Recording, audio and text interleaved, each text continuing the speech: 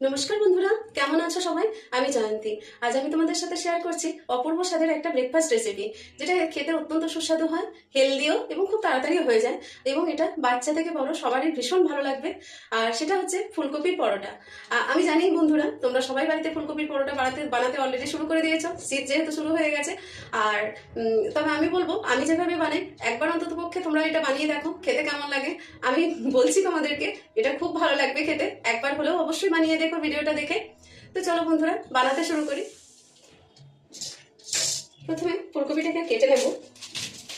একটু বড় বড় করে কেটে নিচ্ছি, কারণ এটাকে কদুকাস করতে হবে, মানে কুঁড়তে হবে। তো যার জন্য আমি একটু বড় বড় করে কেটে নিচ্ছি ফুলকপিগুলোকে। ফুলকপি আমি বড় বড় করে কেটে নিয়েছি। চলো এটাকে প্রথমে জাস্ট একবার ফুটিয়ে নেব জলে। ফুটে গেছে জলটা, জল ফুটে গেছে এবং গ্যাস অফ করে দিলাম। তারপরে এই জল ঝরাতে দিয়ে দেবো, এই স্টেনারটার মধ্যে জলটা ঝরাতে দিয়ে দেবো। আর ঠান্ডা হওয়ার জন্য ওয়েট করবো, ততক্ষণ আমি বাকি প্রিপারেশনগুলো করে নেবো। এটা জল ঝরাতে দিয়ে দিয়েছি। আচ্ছা, প্রথমে আমি আটা নিয়ে নেবো। আটাটা যেমন লাগবে সেরকমই নেবো। তো আমি এখানে 2 কাপ আটার আজকে বানাচ্ছি।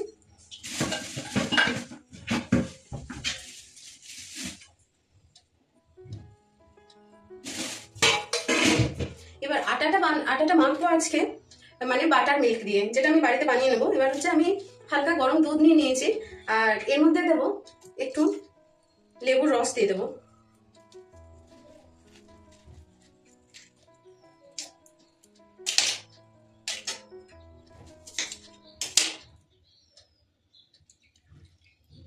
এই বাটার মিল্ক দিয়ে যদি, মানে দই দিয়েও মাখতে পারো, তা দইয়ে তো একটু টক টক হবে। তো এটা বাটার মিল্ক দিয়ে যদি মাখো, তাহলে এটা খুব সফট হবে।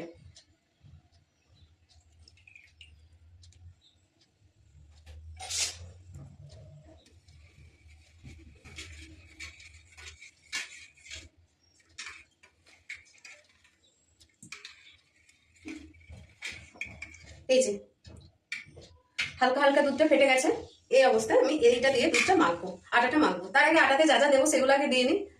পরিমাণ মতো আমি নুন দিচ্ছি, আটাতে যেমন প্রয়োজন হবে, যে যেমন পছন্দ করো। আর তার সাথে দেবো 1 চা চামচ মতো চিনি দেবো।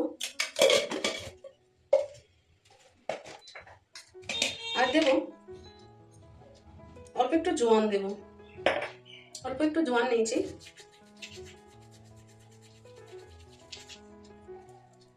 জোয়ান। এবার আটাটাকে মেখে নেব।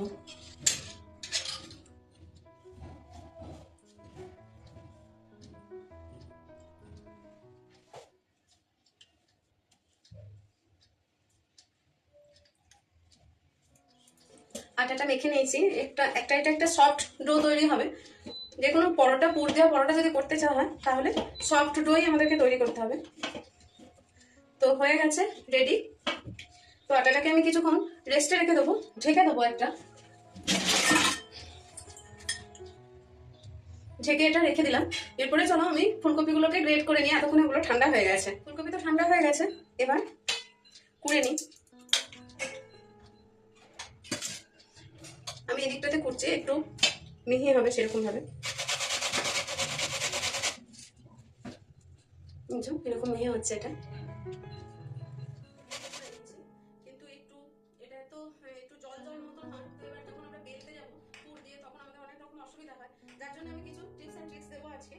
ঠিক আছে, তো এর মধ্যে আমি প্রথমে এটার যেমন লাগবে নুনের আন্দাজ মতো নুন দিয়ে দেবো।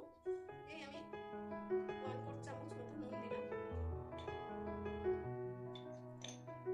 এরপরে এদিকে আমি কেটে রেখেছিলাম ধনেপাতা কুচি রেখেছি, সেটা মিশিয়ে দেবো। আর এখানে আমার কাঁচা লঙ্কা কুচানো আছে, তো কাঁচা লঙ্কা আর ধনেপাতা দিয়ে দেবো এর সাথে। আর এর সাথে দেবো, যেহেতু আমি এটা নিরামিষ করছি, তো হালকা একটু ফ্লেভার ভালো লাগবে, তো হিং দিচ্ছি একটু। আর দেবো একটু কাশ্মীরি লাল লঙ্কার গুঁড়ো। এবার ওই যে বললাম না যে জল জল হয়ে যায়, তো যার জন্য দেখো চেপলে একটু জল জল হচ্ছে, তো এর জন্য একটু মানে আর কি শুকনো দরকার, না হলে পুরটা যদি শুকনো না হয় বেলা যায় না ঠিকঠাক করে। তো যার জন্য আমি এতে বেসন দিচ্ছি, 2 টেবিল চামচ মতো বেসন দিয়েছি। আর একটা জিনিস যেটাও মানে আর কি জল অ্যাবজর্ব করবে, সেটা হচ্ছে সুজি। জানি না সুজির চামচটা আমি কোথায় দিয়ে দিয়েছি। যাই হোক, আমি এখানে 2 টেবিল চামচ মতো সুজিও আমি এতে অ্যাড করলাম, যেটা জলটাকে অ্যাবজর্ব করার জন্য দিলাম। এরপরে এটাকে ভালো করে আমি মিশিয়ে নেব, দিয়ে পুরের জন্য রেডি করে নেব।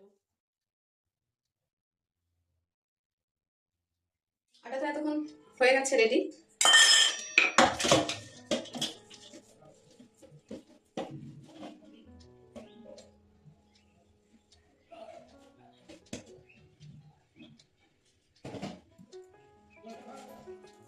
আচ্ছা, তো পরোটার মধ্যে লেয়ার ভালো লাগে তো তো চলো আজকে লেয়ার বানাই, লেয়ার গোবি পরাঠা বানিয়ে আজকে, ঠিক আছে?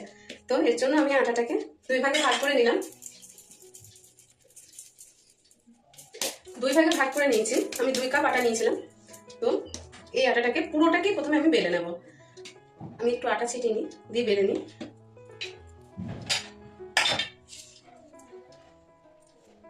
পুরোটাকে আগে বেলে নেব।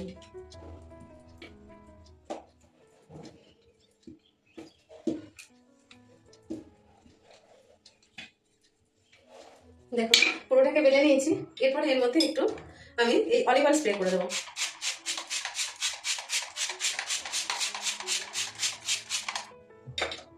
আর হালকা এই আটা নিয়ে ছিটিয়ে দেবো এর মধ্যে।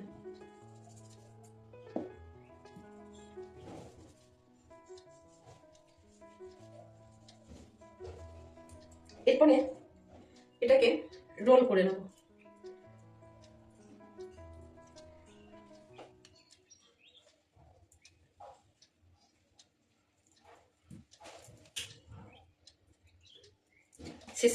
শেষের পার্টটা একটু চিপে লাগিয়ে দেব।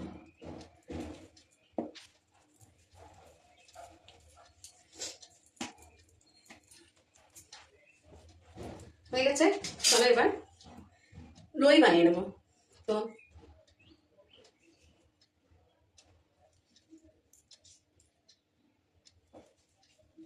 এই যে দেখো লেয়ারগুলো রাখার চেষ্টা করবো। এভাবে আমি লইগুলো আগে বানিয়ে নিই। চলো আমি সব লইগুলো আগে প্রথমে বানিয়ে নিয়েছি। চলো এবার পরোটাটা বেলে নিই, স্টাফিংটা ভরে পরোটাটা বেলে নেবো। যার জন্য আমি একটা প্রথমে এই লই নিয়ে নিয়েছি। দেখো লেয়ার আছে, কিন্তু এটাকে এরকম করে চেপে যাবে, আমি আর মানে লেয়ারগুলোকে নষ্ট করবো না। তো আমি এই হালকা হাতে এইভাবে প্রেস করে দিলাম। এই যে লেয়ারগুলো দেখো ভিতরে রয়েছে একটু, তো এইভাবে প্রেস করে নিলাম। তারপরে আমি এটা একটা বাটির আকার দিয়ে দেবো।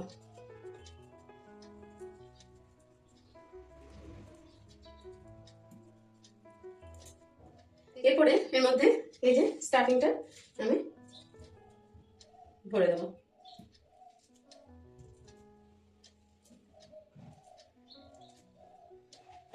তারপরে এটা এই বার দিক থেকে একটু টেনে টেনে এনে এই দেখো এইভাবে যেভাবে করছি আমি, এই বার দিক থেকে একটু টেনে টেনে আনতে হবে, এনে এটাকে বন্ধ করে দিতে হবে।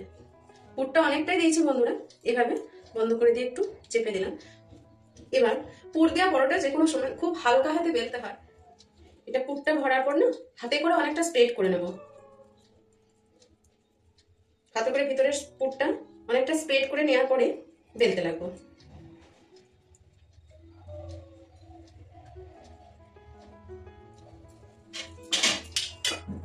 হালকা হাতে বেলতে হবে,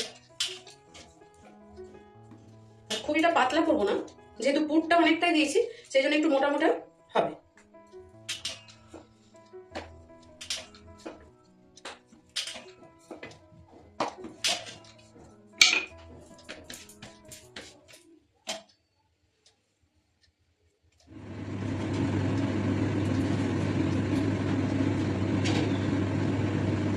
সেখানে এবার এক এক করে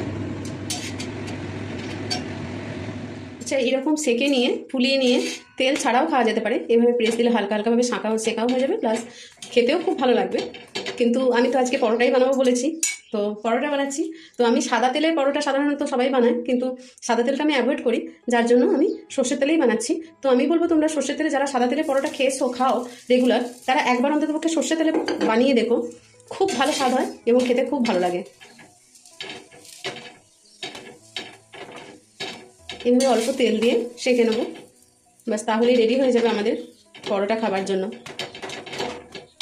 আচ্ছা এবার বলো, সেঁকা তো হয়ে গেছে, তন্দুরি ফ্লেভার চাই পরোটাতে? তাহলে চলো তন্দুরি ফ্লেভার করে দিচ্ছি একটু। তো এটাকে আমি একটা চিমটির সাহায্যে নেব, নিয়ে তারপরে এরকম একটু গ্যাসের মধ্যে ধরবো, তাহলেই একটা তন্দুরি ফ্লেভার চলে আসবে। কিছুটা হলেও, যেটা কয়লাতে আসে, কয়লা দিয়ে বানালে সেটা হয়তো আসবে না, কিন্তু তাহলেও কিছুটা টেস্ট পাওয়া যেতেই পারে। এরকম রেডি হয়ে গেছে তন্দুরি গোবি পরাঠা, লাচ্ছেদার। আচ্ছা, মেয়ের প্রচণ্ড খিদে পেয়ে গিয়েছিল, তো প্রিপারেশন করার মানে ফুল প্লেট সাজানোর আগেই খেয়ে ফেলেছে। আচ্ছা বাবু বলে দে কেমন হয়েছে? একদম রেডি হয়ে গেছে।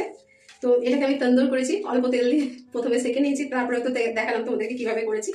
আর দেখো কত সুন্দর, একদম পুরো খাস্তা ক্রাঞ্চি লেয়ার যুক্ত। এটা সস বা টক দই সাথে খুব ভালো লাগবে,